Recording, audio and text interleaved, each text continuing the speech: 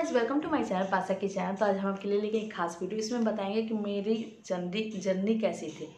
AIIMS जो होता form fill up करने से लेके काउंसलिंग, रजिस्ट्रेशन, एडमिशन, कॉलेज तक हम अब चलिए आपको चलते हैं। तो सबसे पहले हम बात करते हैं कि अगर फॉर्म फिलअप, तो मेरे टाइम फॉर्म फिलअप दिसंबर में किया गया था। एक टाइम रजिस्ट्रेशन हुआ था, एक टाइम फाइनल फिलअप कर दिया गया था, और जबकि अभी 2 टाइम चल रहा है।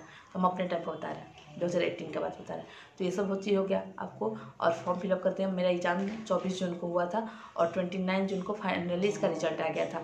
और अगस्त में मेरा काउंसलिंग स्टार्ट हो चुका था। फर्स्ट काउंसलिंग का 16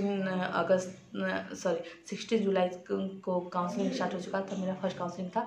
तो हम गए थे रायपुर। फर्स्ट काउंसलिंग मेरा रायपुर दिया था। मेरे रैंक के हिसाब से मेरा रैंक कितना था, तो फर्स्ट मेरा रैंक था, ऑल इंडिया रैंक था 527 और ओबीसी रैंक था 227 या 57 के अप्रॉक्स में, ये था। तो मेरा फर्स्ट काउंसलिंग में आया था कैटेगरी रैंक की वजह से, तो हमको रायपुर मिला था। तो फिर हम सेकंड काउंसलिंग के लिए प्रोसीड किए थे, तो हमको एम्स पटना चाहिए था। तो वहाँ पे हमको सेकंड काउंसलिंग में एम्स पटना मिल गया। तो ये मेरे यहाँ तक के काउंसलिंग तक का जर्नी था। उससे भी पहले, काउंसलिंग से पहले एक चीज़ बता दें कि हमको बेसिक रजिस्ट्रेशन करना पड़ा था, चॉइस फिलिंग करना पड़ा था। अपने चॉइस के अकॉर्डिंग हम कौन सा चाहिए था, हमको पहले में एम्स पटना ही चाहिए था, तब दूसरे नंबर पे एम्स दिल्ली डाल रखे थे। तो ये चीज़ मेरे चॉइस फिलिंग में बहुत सारे चॉइस फिलिंग का ऑप्शन आता है, आप अपने अकॉर्डिंग डाल सकते हैं। मेरा चॉइस फिलिंग यही था, AIIMS Patna first choice filling डाले थे, सेकंड चॉइस था एम्स दिल्ली, और उसके बाद ऋषिकेश भोपाल ऐसे समथिंग डाल रखे थे। ये चॉइस पर ये बेसिक रजिस्ट्रेशन करना था, जो कि अभी बेसिक रजिस्ट्रेशन देखिए क्या होता है। अभी तो सिर्फ नॉर्मल से डॉक्यूमेंट सबमिट करने का ऑप्शन आया है। तो ये चीज़ हुआ, रजिस्ट्रेशन हुआ। काउंसलिंग के लिए काउंसलिंग रायपुर गया, तो वहाँ पे डॉक्यूमेंट्स सारे सबमिट हो गए। मेरे भी डॉक्यूमेंट से रिलेटेड बहुत सारे इशू हुए थे। ओबीसी मेरा भी मतलब तक कि अप टू डेट नहीं था 3 मंथ का। तो वहाँ पे आपको काउंसलिंग के टाइम तक शायद अप टू डेट चाहिए था 3 मंथ के अंदर का। तो मेरा एट द टाइम वहाँ पे काउंसलिंग के टाइम ओबीसी बना था, और एक आई सर्टिफिकेट शायद था, तो वो भी अप टू डेट बना था। उसी दिन बना, और उसी दिन लास्ट डेट था। शाम को 5 बजे तक टाइम था, लगभग हमको 5 बजे से आधा घंटा पहले, लगभग 5 मिनट पहले मेरा डॉक्यूमेंट सबमिट हुआ था। तब मेरा मतलब ताकि एडमिशन कंप्लीट हुआ था, और हम सेकंड काउंसलिंग में प्रोसीड किए थे। तो इसलिए सेकंड काउंसलिंग के लिए हमको मतलब ये सेंड कर दिया गया था। तो डॉक्यूमेंट सारे सबमिट हुए थे, कुछ नहीं मिला था, सारे मतलब काउंसलिंग प्रोसेस कंप्लीट हुआ। फिर कुछ दिन के बाद 10 से 15 दिन के बाद काउंसलिंग स्टार्ट हुआ फिर से। और उस समय छठ कुछ फेस्टिवल का ही टाइम चलता रहता है। अगस्त में ये रक्षाबंधन टाइम चलता रहता है, तो वही था उस समय। और बकरीद जो भी आता है वो था, वो आने वाला था उसी टाइम में। तो उस समय बीच में एक वेकेशन भी था, और उसके बाद मेरा काउंसलिंग स्टार्ट हुआ था। तो काउंसलिंग में मेरा एम्स पटना बोला था, तो फिर हम एम्स पटना गए। तो वहाँ पे सब कुछ मेरे डॉक्यूमेंट तो पहले से सबमिट था ही, तो वहाँ पे पेमेंट उमेंट करना था। फिर मेडिकल चेकअप से रिलेटेड बहुत सारे कुछ को सबमिट करना था, ऐसा कुछ नहीं करना है। वहाँ पर जाकर मेडिकल सर्टिफिकेट मतलब आपका होता है मेडिकल चेकअप। तो वहाँ पर जाकर हम लोग को मेडिकल चेकअप हुआ, सारे डॉक्यूमेंट मतलब जो भी सबमिट करने थे, फिर सबमिट करना था। फोटो वोटो कुछ डॉक्यूमेंट्स रह गए थे, तो बहुत सारे तो डॉक्यूमेंट मेरे एजेंसी वहीं सबमिट होते, लेकिन यहाँ पे हमको सारे डॉक्यूमेंट के 2 कॉपी सबमिट करने थे, सारे डॉक्यूमेंट के, क्योंकि सारे डॉक्यूमेंट वहाँ पे सबमिट हो चुके थे। तो सारे डॉक्यूमेंट के मेरे यहाँ पर 2 कॉपी सबमिट हुआ। जो मतलब counselling fee, that means admission fee 4 साल का 3000 लगता है, 3000 वो सबमिट हुआ।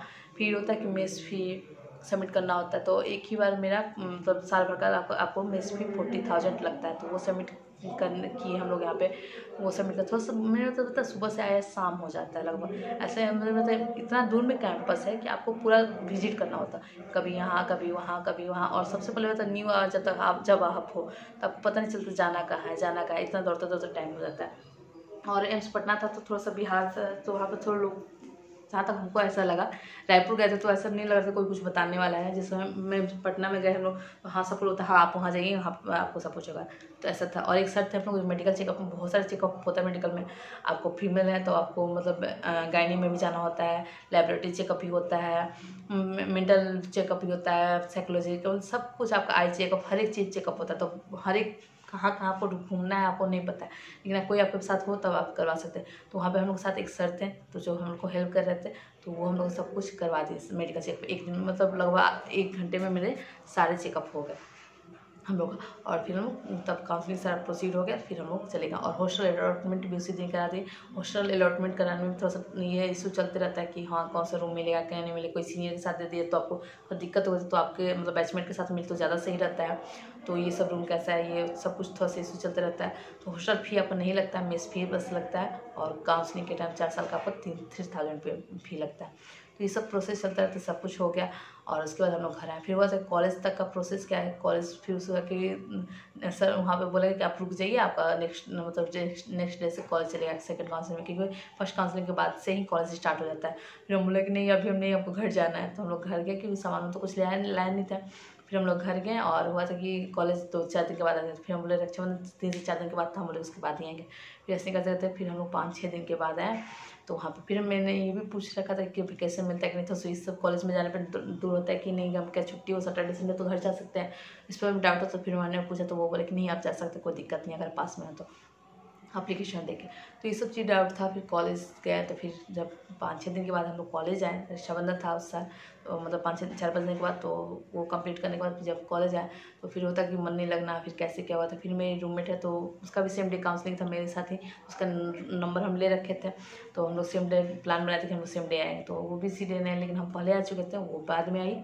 तो फिर होता है कि फिर नेक्स्ट डे से हम लोग कॉलेज जाना, तो फिर होता है कि कैसे जाएँ, क्या करें, कुछ भी तो पता नहीं। फिर हम लोग को जो फर्स्ट काउंसलिंग में लोग गए थे तो उन लोग से पूछे कि कैसे जाना है, तो बोले ठीक है मेरे साथ चलना। फिर हम लोग खाने गए मेस में जाके, तो फिर सब कुछ पता करना है क्या कैसे होता है, कुछ तो पता होता नहीं है। तो फिर काउंसलिंग कॉलेज गए, फिर मतलब तो सब कुछ न्यू फिर ओरिएंट हुए, ऐसे टाइम लगा। तो ये सब एक मेरा जर्नी था, मेन मकसद था इस जर्नी को बताना कि आप मोटिवेट हो, अवेयर हो। सब कुछ उतार चढ़ाव लाइफ में आते रहता है। अभी जो काउंसलिंग से रिलेटेड आप लोगों को प्रॉब्लम आ रही है, ये सबके साथ होता है, हम लोग के साथ भी प्रॉब्लम था। मेरे साथ उस दिन ऐसा प्रॉब्लम था कि शायद हमको मिल ना पाए, लेकिन लास्ट टाइम तक सब कुछ सही हो गया। और होता है कि एक लक भी होता है, तो लक का आपके साथ रहेगा तो आपके सब कुछ होगा। अभी दुर्गा जी का दिन चल रहा है माँ का, तो ये कि बिलीव रखिए सब कुछ सही होगा। ऐसे ही मेरे साथ भी सब कुछ सही हो तो आपके साथ भी सब कुछ सही होगा। तो अपने आप पे कॉन्फिडेंट रखिए। और मेन मकसद मेरे मोटिव था कि आपको कॉन्फिडेंट करें। जो इशू चल रहा है, इशू को दूर रखिए, अपने आप को शांत करिए और अपने दिमाग से सोचिए कि वो करना क्या है। और डॉक्यूमेंट से रिलेटेड जो भी प्रॉब्लम चल रहा है, आप डॉक्यूमेंट को सबमिट कीजिए, कुछ ना कुछ सोल्यूशन जरूर निकलेगा आगे चल के। क्योंकि बहुत सारे लोगों के साथ ये दिक्कत होने वाला है, क्योंकि बहुत सारे मेरे सब्सक्राइबर व्यूअर है जो कि मैसेज कर रहे हैं, सबके साथ ये दिक्कत हो रहा है। तो प्लीज़ इसको अपने आप को बनाए रखें, मेंटेन रखें और कॉन्फिडेंस के साथ बी मोटिवेट होकर और माइंड को रिलैक्स करके सब कुछ काम कीजिए। तो वो भी देखिए इसका वो वीडियो थोड़ा सा पसंद, तो वीडियो को बढ़ाया सा लाइक शेयर सब्सक्राइब दूसरे के साथ, ताकि उनके लिए भी इन्फॉर्मेटिव हो। और अपने चैनल पर न्यू है तो प्लीज़ सब्सक्राइब कर, ताकि आगे का जो भी नोटिफिकेशन हो आप अपडेट होते रहे, आप तक मिलते रहे। और नीचे का बेल आइकन भी प्रेस कर लेगा इस। Thank you guys, thank you for watching and all the best.